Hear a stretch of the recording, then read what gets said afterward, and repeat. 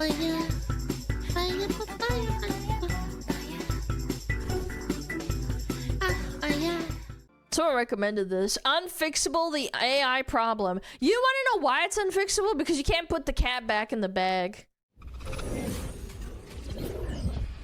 It's too late. This video is brought to you by Incogni. Stick around to hear more about the special offer they're providing to the entire upper echelon community. How many people watching this right now have ever taken a standardized test? Yeah. Probably most of you. I hate Your it. demographics, for me at least, skew Cringe. older on the channel. Stupid. 25 to 45 is the Hate it. majority, and they center on the United States. Mhm. But even globally, the concept of standardized testing is pretty consistent. Yes. At the very least, regardless of individual schools or curriculums, it's typically a gateway between lower, middle, and higher education brackets. However, you don't have to look very far before you start finding critics. Many educators believe that standard methods of testing, as in multiple choice questions centered on math, language, or deductive reasoning, create alarmingly incomplete snapshot benchmarks. And Yes. whether or not any of us personally agree with that opinion, I do find myself trending towards yes, that probably I is. could, when I remember taking a test, I think it was for, oh gosh, what was it for? I think it was for like Algebra 1 or something. I remember I didn't study for it because I was too busy playing video games, and I literally just said like, I'm gonna go A, B, B, B, A. So you have a 1 in 4 chance to fucking get it right.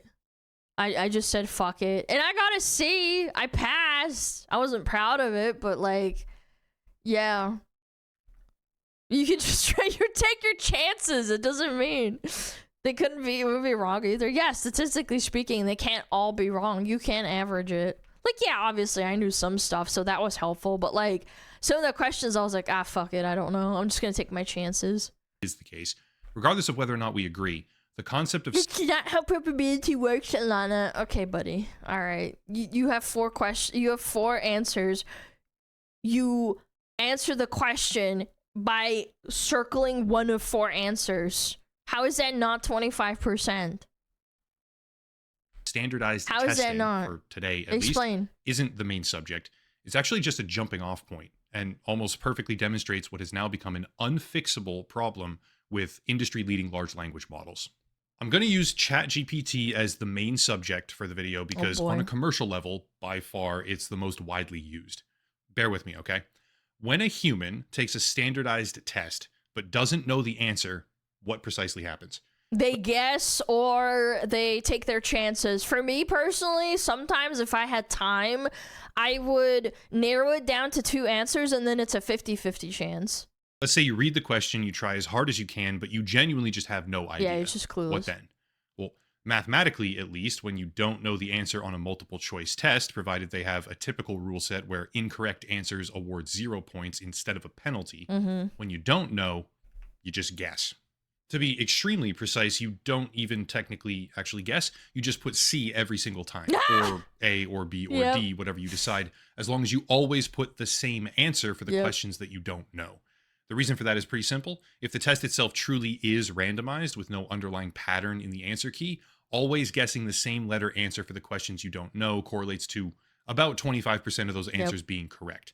It's not even technically a guess, it's a placeholder, which across the entire test, most likely, equals about 1. How many of you have done this, dude?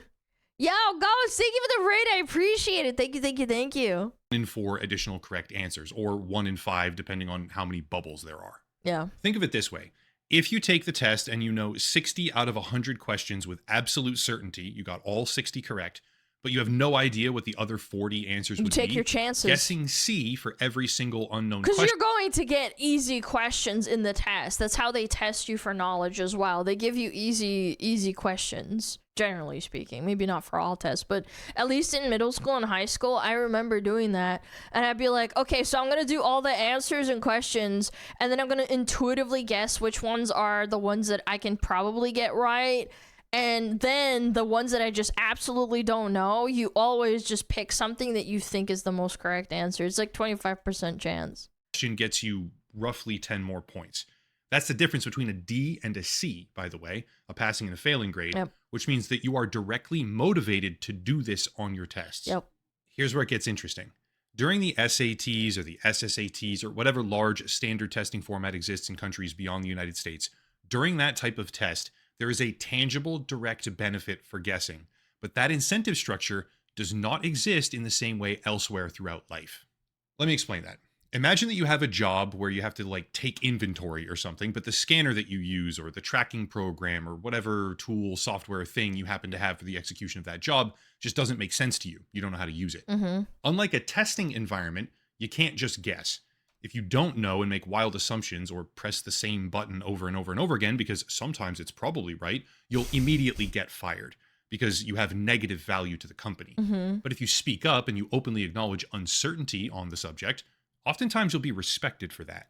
In a professional environment across practically any industry, having the I don't know, because when I don't know, corporate America's kind of fucking harsh. Like, if you really don't know something, they will fucking ream you out. They can fire you for less and replace you in a second. I get it, AI still does. Well, we're talking about how AI can be really fucking bad, and I think I know what he's getting at, is that AI tends to have a problem of making up shit. the courage to say, I don't know, which then typically results in training or new information being given, at least in a healthy workplace, is almost always rewarded or respected. Even in social settings, the person with the self-awareness to acknowledge, I'm not sure what the answer is thought of as sincere or humble.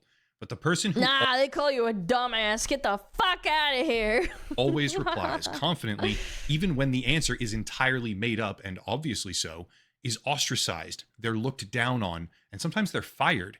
That is the issue that we're grappling with right now. That is the unfixable poison pill when it comes to commercialized AI models. And it's the reason that the fix, because make no mistake, it could be fixed in a different economic reality. It's the reason the fix would kill the product. Phishing attacks are currently at an all-time high. Actually, data theft, spam, identity fraud, pretty much everything bad on the internet has been dramatically increasing after the advent of generative AI, go figure. And as a result of that, services like Incogni, today's video sponsor, have increased value. Companies keep and store your personal information constantly. Sometimes they tell you, sometimes they don't, but when they do this, it increases the risk of data breaches, identity theft, all sorts of unwanted spam, and much more. That's where Incogni comes into play. Pretty simple process. Sign up for the website, give them legal permission to work on your behalf, and then let them know what they'll be having removed. After that, they contact data brokers, of which there are many hundreds, and they do it. Additionally, a core aspect of the service now is the ability to submit takedown requests. Everybody's probably Googled their own name before and found their information on a website where it shouldn't be. When that happens, you can now submit the URL to Incogni, Your name is John and they'll attempt to get the info Smuggler, taken chat. down John for you. Smuggler. Doing this I on know your where you own live. is a complete hassle. Contacting the legal departments for that many different companies and fighting them every single step of the way is a chore, and it's also time intensive. Incogni now offers you the option of finding where your information is displayed and then submitting the link to them, after which they execute the process and they force the results, which means less ability for the people that you don't want to find you to go and find you with data online. Using the link down below in the description and code ECHELON at checkout, you can get 60% off an annual subscription to Incogni. Again, link down below and promo code ECHELON at checkout for 60% off your subscription. Big thank you to Incogni for continuing to sponsor the channel. Back to it. I want to focus on two specific research papers right now. This one, H neurons. Hallucination. This is exactly what I was talking about. These fucking AI will make up shit on the spot as you're working with it. I've done that before. I've just wanted like a second opinion without like having to ask someone that I might not really be friends with. I'll just ask, be like, what's your opinion on this and this and this? And it'll just make up shit. The existence, impact, and origin of hallucination-associated neurons in LLMs out of China. And this one, why language models hallucinate, from Georgia Tech and OpenAI researchers. I'm not going to read or quote massive chunks and paragraphs of these papers. I'll link them down below, obviously, but for the sake of time and also, sadly, attention span, I'm just going to give my own summary. I have small These two papers span. largely describe that AI hallucinations, as in outputs that are factually wrong while being expressed with absolute certainty, they call them hallucinations, which is kind of a disingenuous name as well, but anyway. Hallucinations are deeply ingrained inside large language models. It starts with the training. It becomes reinforced with their benchmarking techniques, which are, in effect, very similar to a standardized test. And it persists into their final commercial form. Guessing. For one simple reason. Ready? If ChatGPT began saying, I don't know, 40, 50, 60% of People are gonna fucking leave. Oh my god. the time, the product would die. People are using Yeah! these programs for therapy, life advice. All the fucking white women. They were like, yes, I need help right now. If you can't help me right now, I'm gonna go somewhere else. And that's a net negative for them. Education, complex social questions, recipes, outfits, dieting, Oh and my everything in God. between. People are using these programs to think for them. And if 3 or 4 or even just 2 times out of 10, the thing that you're actively replacing your own brain function with simply replied, I don't know, people would very quickly stop It's using a it. bad product. Commercial mainstream language models, disregarding the extreme danger presented by military applications or using these programs My as friend bullied Google AI because it was lying about a RuneScape's boss mechanics.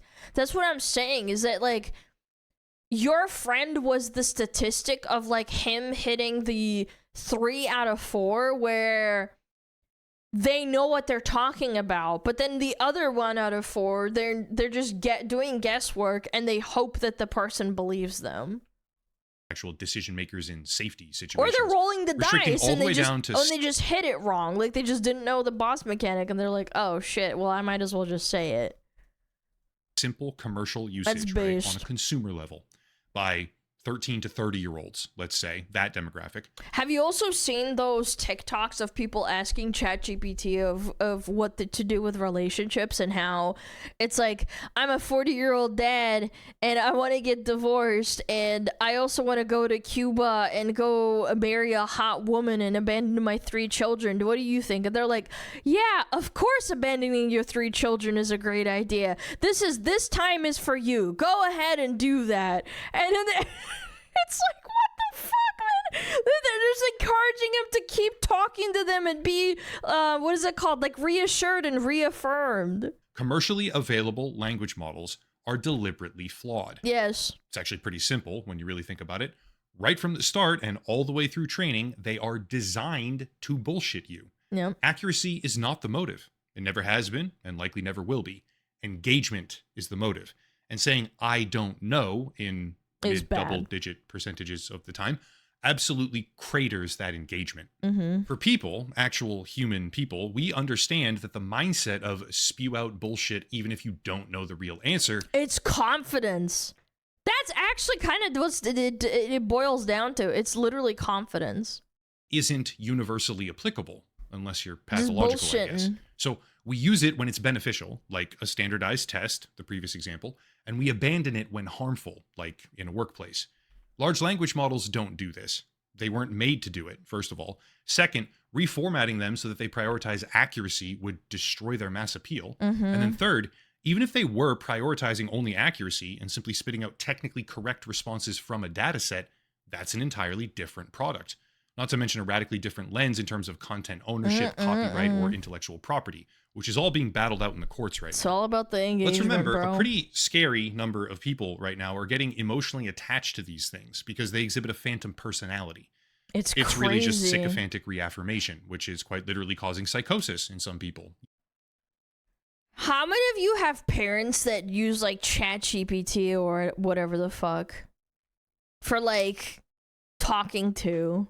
Not even, like, every day, or, like, talking to them for emotional reaffirmation. No, they don't. Okay, thank fuck. My parents don't, but I'm just thinking about it because people are stupid and they believe in AI pictures. Like, my parents send me AI pictures, but thankfully it's not chatbots.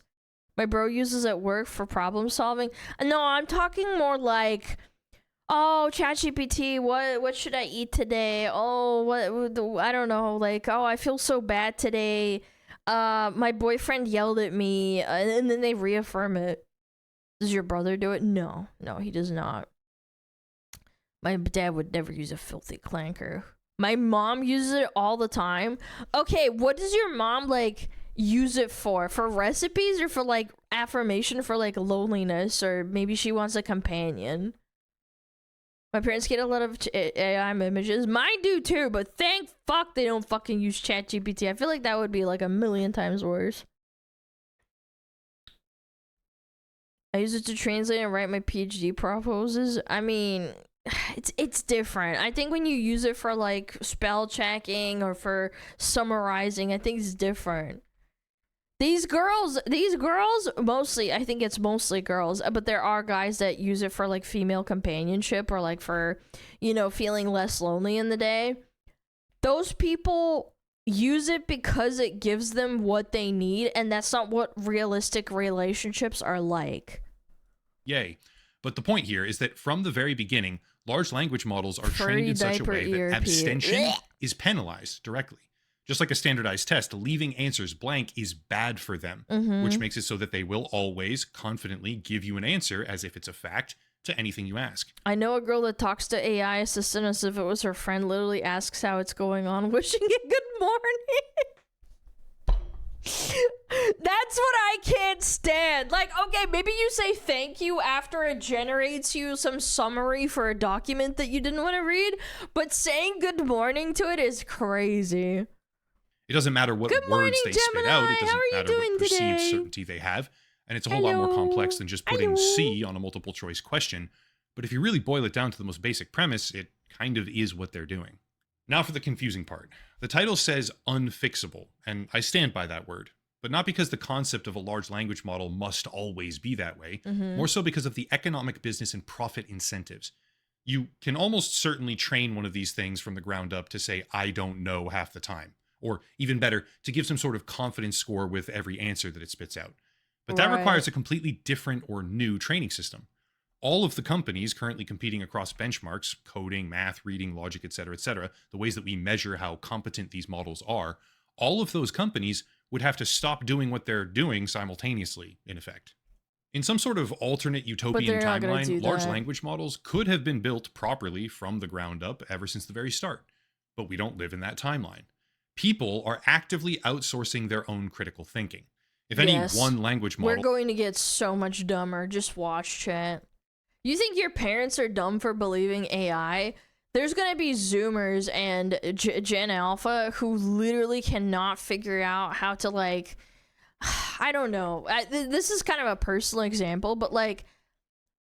Sometimes I don't know what to cook, and I'm like, okay, well, these ingredients and these ingredients, I have them in my fridge. Maybe I have some cooked, like, ground meat. What's a nice meal that I could make without wasting food or, like, I don't know, fucking, like, you know what I'm saying? I used to be able to do that on my own and think of shit that I would be able to cook, and now I feel like I do rely on it relatively well.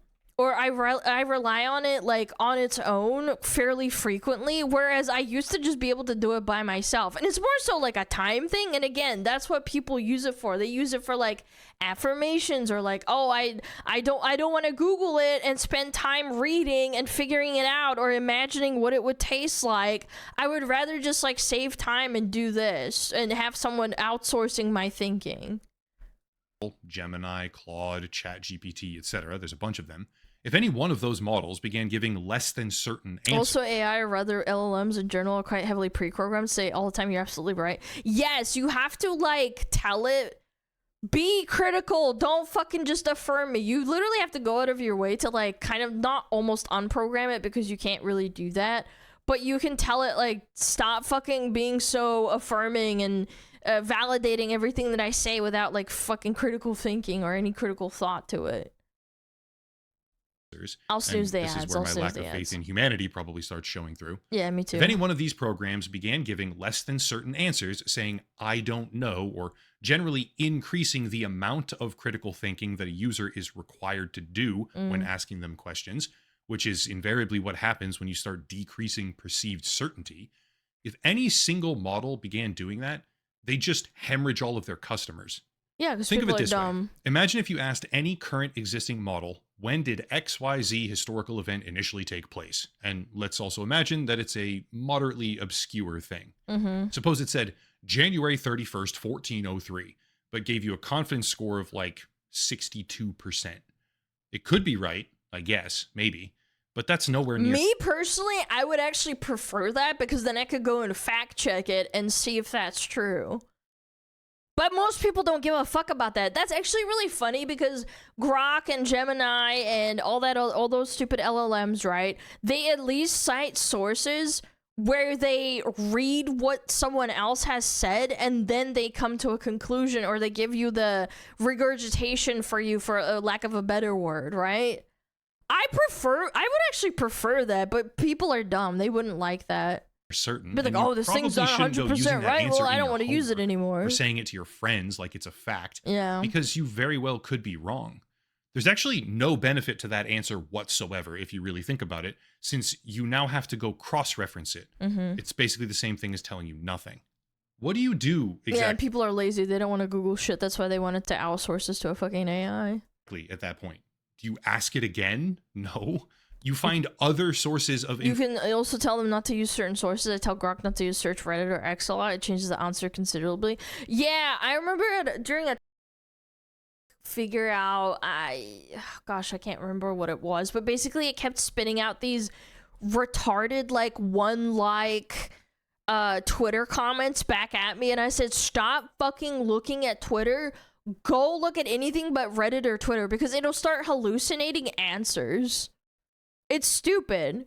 It'll read one thing and then take that into account for and present it as fact. It's super irritating in my opinion. Information. You have to go and do extra work now at the end of it all, as opposed to just skipping the language model in the first place. And if you then spread that sort of clarity out at scale to the entire user base every time they enter, a prompt, they would now accurately understand, which they did not previously, that pretty much anything ChatGPT ever says to you at any point in time can be total, complete fiction. Yep. What do we honestly think happens at that point? Let's be honest with ourselves on this. People would not wake up and think, they start regurgitating lies because they feel like they are confident about it. Why do you think that rumor about Ozzy Osbourne spread like wildfire? I know that's an extreme example, but do you guys remember growing up when you were a kid and there was a rumor going around that Ozzy Osbourne had a surgery done so that he could suck his own pee-pee? So he could remove his ribs and then suck his own dick. I remember hearing about that from my older brother, and I was like, oh my god, that's so weird and gross. Why? What? And then it turns out it's not real because people confidently said that to each other and it spread like wildfire, even though the internet wasn't super propagating. Was that Marilyn Manson? Yeah, whatever. It doesn't matter. It doesn't fucking matter. My point is that some famous celebrity did something fucking weird and people just ran with it. My god, I should start understanding these topics, learning by proper research or critical thinking, and making my own human decisions, even if that's horribly difficult for some people.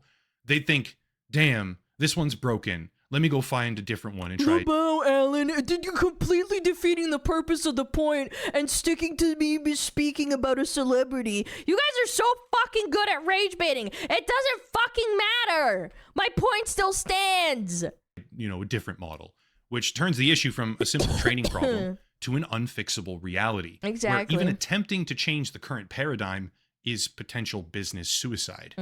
I could go on for days about how the capital markets are currently overvaluing the entire concept of artificial intelligence. I mean, there's that famous quote by Zuckerberg now who's like, so we waste a couple $100 million. That's okay. It'll be fine. Just insane. Don't worry about it. Right? Pause. I'm sorry. Speaking of pause, we got ads coming in 30 seconds. Yeah, we're gonna run ads real quick. I'm sorry. I have no more snoozes. I don't know, man. If you played an MMO, I feel like that gave you kind of almost not an immunity, but like a way of second guessing people's information, because I remember I would ask a question, for example, in a general public channel in World of Warcraft, in trade chat or general chat or whatever the fuck you want to call it, right? And those people would answer a question. I'd be like, I don't believe you. I'm gonna go look it up and try and find out the best I can, because I don't fucking trust you motherfuckers. Half of you are dumb as fuck, and 90% of the time you're either lying or you're just dumb and you didn't know. People state confident fucking fact. Yeah. People will give you the dumbest trade strategies. There's a very famous example of that in World of Warcraft when they were progressing through Sunwell.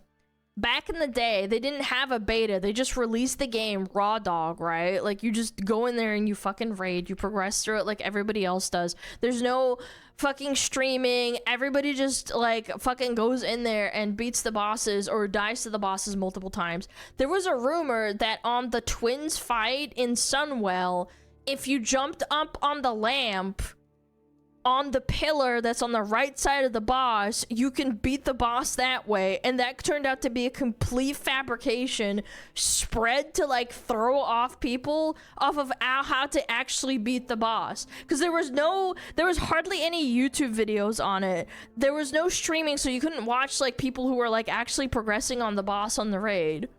Yeah, like the cow level, exactly. People just made up shit. Yeah.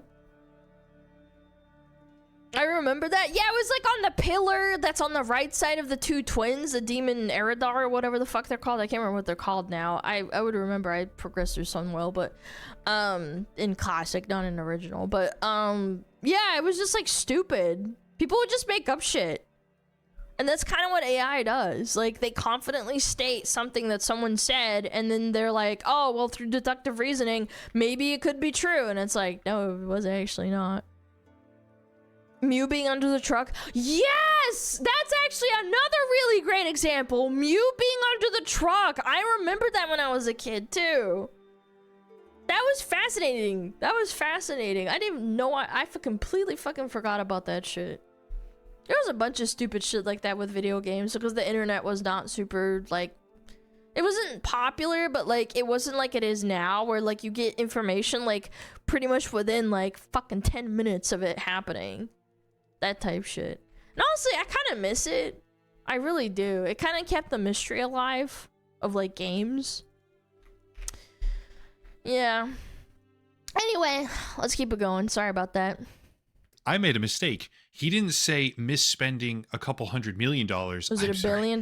He said misspending a couple $100 billion. That's just $1 billion. That's how you know these fucking people are fucking lizards, bro. Dollars with a B. That's just $1 billion. Couple $100 billion. That's not a big deal, chat. What it is. And if we end up misspending a couple of $100 billion, I think that is going to be very unfortunate, obviously. But what I'd say is I actually think the risk is higher on the other side. I mean, it's overvalued, at least from a consumer perspective or a commercial perspective at the moment. But the point of the video is to talk about the unfixable problem. Large language models were developed in a vacuum of incentivized, confident, not even guessing. They were just told to make shit up. Okay, that's how they were trained. Mm-hmm. They don't tell you it's a guess because that's not their purpose.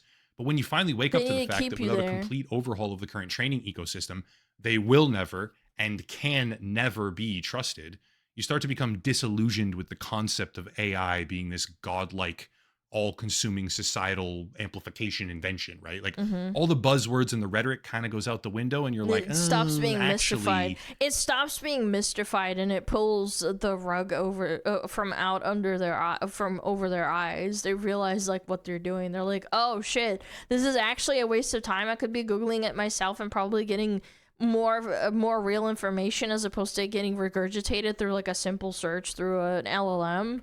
Wow. This thing's pretty fucked up. The danger is real. Obviously, we're losing grip with reality when it comes to what you see online. I mean, everything's a conspiracy now. You can see a video of a famous politician and like half the comments will be, this is AI, because they don't like the politician or something like that. Like, it's insane. We've lost touch with reality, like I warned a few years ago, because of AI, right? And the technology certainly has widespread applications, and some of them are even beneficial, I think. Yeah, it kind of happened to me when Charlie Kirk got shot. I know that's a very extreme example, but like my first thought when I saw it, I was like, that was fucked up. Did someone AI generate this? Because I couldn't believe my eyes. You become desensitized to it. The technology we currently have, bad. Okay, I think that's on very what exists bad now today, right? The language models that are being propped up by major companies with multi-billion-dollar, even seeking trillion-dollar valuations on a consumer level It's a minefield. Yep. It should not be put on a pedestal. It should not be used in a mainstream context by discerning adults. I mean, you're literally atrophying your brain, by the way. And it should be accurately categorized for what it is. A mental crutch that is intrinsically broken from the very first moment that they started making it. Anyway, I could probably rant about that for days, but in the end, that's it. If you want Again, if it was just like built from the ground up and it didn't just take information from literally Reddit. Do you guys remember how the Google AI, when it first came out, when it gave you like summaries when you'd like type in should I put cockroaches into my foreskin? And it was like, yeah, you should put cockroaches in your foreskin. Like, it was just like the dumbest shit. Yeah, like, yeah, you should. It's like, wait a minute, what? What did you just say? For the channel, check out the links That down. was a cause of Reddit? Yeah, because Reddit, like, literally fucking super glued itself to the AI. Down below, the video sponsor, Incogni, of course, locals and Patreon, channel memberships. Those are great ways, etc., etc. But I'll cut it there and It's stop. so rambling. fucking As always, stupid. Thank you all for watching. Question everything. and Yeah, have a eating nice rock day. is good for you. Yep, that's a classic. Should I jump off a bridge? No, no, you should not. And the AI was telling it to do it. It's like, wow, you're gonna fucking... That's fucked up! They don't filter that shit. Or at least they used to. Yeah. Tasty. Mmm, yum, yum, yum. Clappies. Eat rock, chat, remember? Fire, fire, fire, fire.